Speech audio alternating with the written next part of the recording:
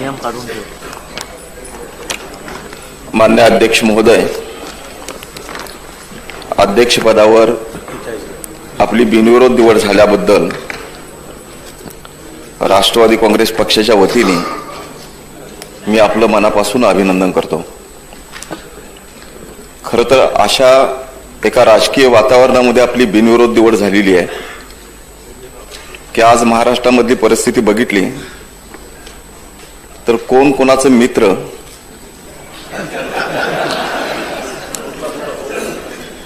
कोण विरोधी पक्षामध्ये वाटाघाटी चालू ठेवतच विरोधी पक्ष.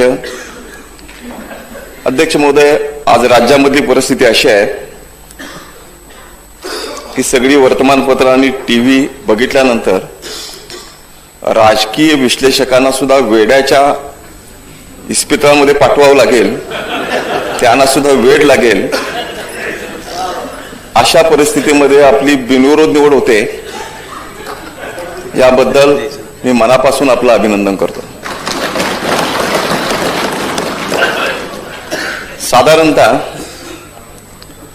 सत्तारूढ पार्टीचा अध्यक्ष नेहमीच महाराष्ट्राच्या विधानसभेमध्ये राहिलेला आहे आणि 18वे अध्यक्ष म्हणून आपण आता विराजमान झालाय. तसं बघायला गेलं तर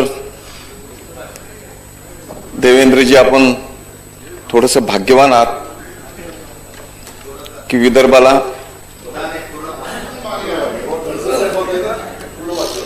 खडसे साहेब, मी आपल्या मताशी सहमत आहे, ते पूर्णच भाग्यवान आहेत. अगदी पंढरपूरमध्ये आपण मळमळ व्यक्त केली तरी सुद्धा, आणि सुधीर भाऊ, आपण आमदारांची जमवाजमव केल्यावर सुद्धा गडकरी साहेबांना सुद्धा ते भारी ठरले, त्यामुळे ते पूर्ण भाग्यवान आहेत. आता तुम्हा तिघांचा ओळीने उल्लेख केल्यानंतर आमच्या तवडे साहेबांना असं वाटायला नको की माझ्यावर अन्याय केला. तवडे साहेब, तुम्ही सुद्धा भाग्यवान आहे. किमान गृहमंत्री राहिलं, गृहमंत्र्याचं दालन तरी आपल्याला मिळालं.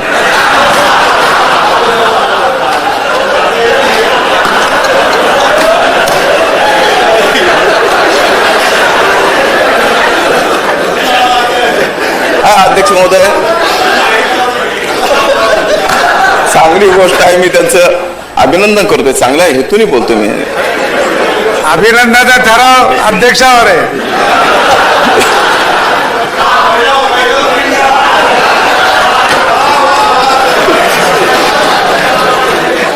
अध्यक्ष महोदय, मी आपल्याकडेच येणार आहे, पण हे सगळे कर्तृत्वान असल्यामुळेच आपली बिनविरोध निवड झालेली आहे. फार कमी वेळामध्ये फार हुशार राजकारणी ही प्रतिमा तुम्ही निर्माण केलेली आम्हाला मान्य करावी लागेल. अध्यक्ष महोदय, अध्यक्ष महोदय, अनेक वेळा होणाऱ्या मुख्यमंत्र्याला, होणाऱ्या सरकारला अनेकाचा पाठिंबा मागत जावं लागतं, पण इथं आम्ही सगळेजण पाठिंबा मागे घेऊन त्याच्या लागलो. अध्यक्ष महोदय,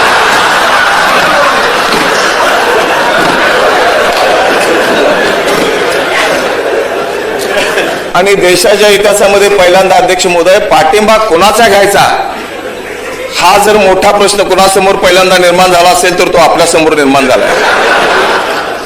पाठिंबा मागायचा प्रश्न निर्माण होऊ शकतो अध्यक्ष महोदय, पण पाठिंबा कोणाचा घ्यायचा, ठीक आहे, त्यातनंही आपण योग्य निर्णय घ्याल. आतापर्यंत योग्य निर्णय घेताय असं सिद्ध झालंय. अध्यक्ष महोदय, आपण केलेल्या सूचनेप्रमाणे मी मूळ विषयावर येतो. अध्यक्ष महोदय, ह्या सभागृहातला एकंदरीत आपला कालावधी बघितला तर त्या बाजूपेक्षा या बाजूलाच आपण अधिक वेळ व्यतीत केलेला आहे, आपला अधिक कालावधी गेलेला आहे. त्यामुळे आपलं अधिकचं लक्ष थोडंसं या बाजूवर असलं पाहिजे. अध्यक्ष महोदय, आमच्या या मित्रांना त्यांनी न्याय नाही दिला, पण डायसवरून अध्यक्ष महोदय आपण तरी न्याय दिला पाहिजे अशी आमची मनापासूनची इच्छा आहे. म्हणजे तुम्हालाही आणि आम्हालाही, आम्ही आपल्याला लागू नाही.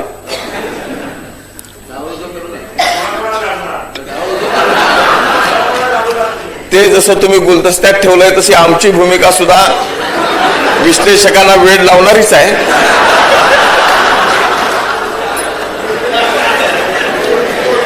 अध्यक्ष महोदय, एकंदरीत आजपर्यंतची आपली कारकीर्द बघितली तर अगदी सामान्य कार्यकर्त्यापासून एका यशस्वी शेतकऱ्यापासून एका चांगल्या लोकप्रतिनिधीची भूमिका आपण पार पाडलेली आहे. काही काळ आपण मंत्री म्हणून सुद्धा काम केलं, पण या बाबतीत माझी इतकीच विनंती आहे अध्यक्ष महोदय, आपण मंत्री असताना आम्ही आपल्याला खूप सतावलं होतं. त्यातल्या काही आठवणी आपण अनावधिक ठेवू नका, तेवढं मात्र आपण उच्च परंपरेसाठी मोठ्या मनाने विसरून जा. पण या बाजूने अध्यक्ष महोदय आपण असताना अतिशय पोटतिडकीने मांडलेले शेतकऱ्यांच्या बद्दलचे प्रश्न, कष्टकऱ्यांच्या बद्दलचे प्रश्न, उपेक्षित घटकाबद्दलचे प्रश्न हे अजूनही आमच्या स्मरणामध्ये आहेत. अध्यक्ष महोदय, त्या खुर्चीला न्याय देताना महाराष्ट्रातल्या 12 कोटी जनतेला आपण न्याय द्याल अशा अपेक्षा तर मी व्यक्त करतोच, पण सरकारला वाचवताना महाराष्ट्रातली जनता वाचवली पाहिजे याला आपण प्राधान्य द्याल असा आपल्याकडून पूर्णपणे विश्वास बाळगतो. अध्यक्ष महोदय, फार काम आणि फार कष्ट आम्हाला नाहीत. सुधीर भाऊ, मागली 5 वर्ष माझी मागली भाषणं काढून आपण वाचून दाखवली. तुमची भाषणं तर विधानसभेचं सत्र सुरू व्हायच्या अगोदरच आम्ही कलेक्ट केलेली आहेत. अध्यक्ष महोदय, मला पूर्णपणे विश्वास आहे की या राज्यामधला कापूस उत्पादक, ऊस उत्पादक, धान उत्पादक आणि जिरायत शेतकरी, कष्टकरी यांना आपण न्याय देण्याची भूमिका स्वीकाराल. भारतीय जनता पार्टीच्या मेळाव्यामध्ये अध्यक्ष महोदय, आता आपण कुठल्या पक्षाची राहिलेला नाही, पण आपल्या भूमिका, मूळ भूमिका लगेच कोण बदलत नाही. अध्यक्ष महोदय, शेतकऱ्यांना न्याय मिळताना 6,000 रुपये क्विंटल कापसाचा दर झाला पाहिजे ही आग्रही मागणी सगळ्या दिग्गज नेत्यांनी केली होती आणि आपण खूप आग्रहाने ही मागणी शेतकऱ्यांच्यासाठी लावून धरत होता. अध्यक्ष महोदय, आता शेतकऱ्यांच्या वतीने, कष्टकऱ्यांच्या वतीने त्याच मागण्या आम्ही करू, त्यावेळी थोडंसं आमच्याकडे नजर ठेवा. अध्यक्ष महोदय, अध्यक्ष महोदय, मी आणखी एक चांगली सूचना करीन की आयुष्यातले फक्त 5च वर्ष या बाजूला काम करण्याची संधी मिळाली, पण बोलण्यापेक्षा सुद्धा अध्यक्षांचं लक्ष वेधावं म्हणून अध्यक्ष महाराज हे ओरडण्यासाठी जितकी ताकद गेली तेवढी भाषण करण्यासाठी गेली नाही. अध्यक्ष महोदय, आणि आता तर थोडीशी अधिकचीच ताकद लागेल. अध्यक्ष महोदय, आमची विनंती आहे अध्यक्ष महोदय, लोकसभेच्या धर्तीवर सन्माननीय सभासदांनी हात वर केला की बोलण्याची इच्छा असलेल्या वक्त्यांची नावं आपल्या समोर येतील, प्रश्न विचारणाऱ्यांची नावं आपल्या समोर येतील आणि आम्हाला ओरडावं लागणार नाही. आणि अध्यक्ष महोदय, आपल्या समोरची नावं बघून बोलण्याची संधी मिळेल अशी जर सुधारणा आम्ही केली तर मग सभागृहामध्ये सुरुवातीलाच बोलण्याच्या संधीसाठी होणारा गोंधळही थांबेल. अध्यक्ष महोदय, आणखी सूचना भविष्यामध्ये सुद्धा निश्चितपणाने करता येतील, पण एकंदरीत आजपर्यंत आपलं कामकाज बघितल्यानंतर, संसदीय योगदान बघितल्यानंतर ही जी दिग्गजांची 18 जणांची जी यादी अध्यक्ष महोदय, तीच चांगली परंपरा आपण टिकवाल, त्यामध्ये भर टाकाल असा आम्हाला निश्चितपणाने विश्वास वाटतो. अध्यक्ष महोदय, आज आपलं अभिनंदन करताना मी पुण्याच्या 2 सुपुत्रांचं, एका सुपुत्राचं अभिनंदन आणि दुसऱ्याला शुभेच्छा देणार आहे. अध्यक्ष महोदय, दिलीप वळसे पाटलांनी आपल्या अगोदर अध्यक्षपदाची धुरा सांभाळली. अध्यक्ष महोदय, ज्यावेळी ते अध्यक्ष झाले त्यावेळी एक आक्रमक नेता, आक्रमक मंत्री अशी त्यांची प्रतिमा होती.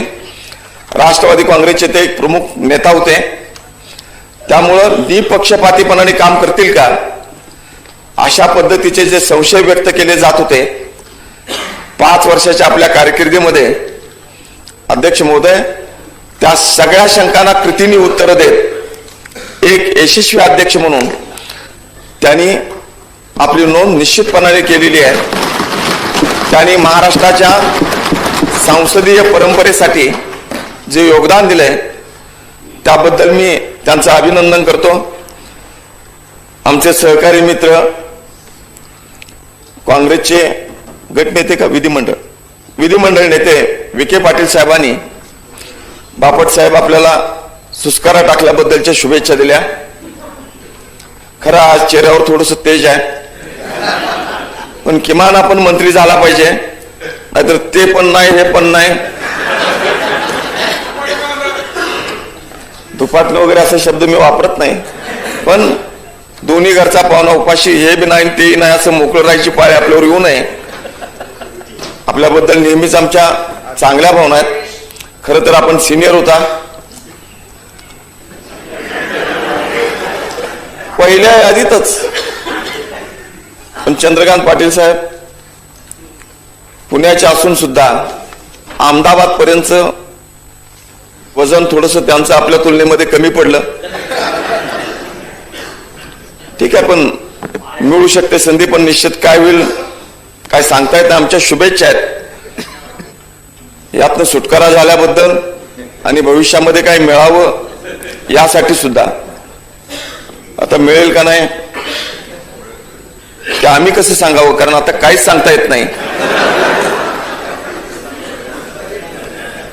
पण थोडस पुण्यापेक्षा नागपूर भारीच ठरलं. ठीक आहे, आपल्याला ही संधी मिळावी अशा पद्धतीच्या शुभेच्छा मी आपल्यालाही देतो. आणि अध्यक्ष महोदय, पुन्हा एकदा आपल्या नेतृत्वाखाली मार्गदर्शनाखाली या सदनाच्या संसदीय परंपरा आणि चांगल्या पद्धतीच्या व्हाव्यात अशा पद्धतीच्या शुभेच्छा मी आपल्याला देतो आणि आपलं अभिनंदन करून मी माझे 2 शब्द संपवतो. धन्यवाद.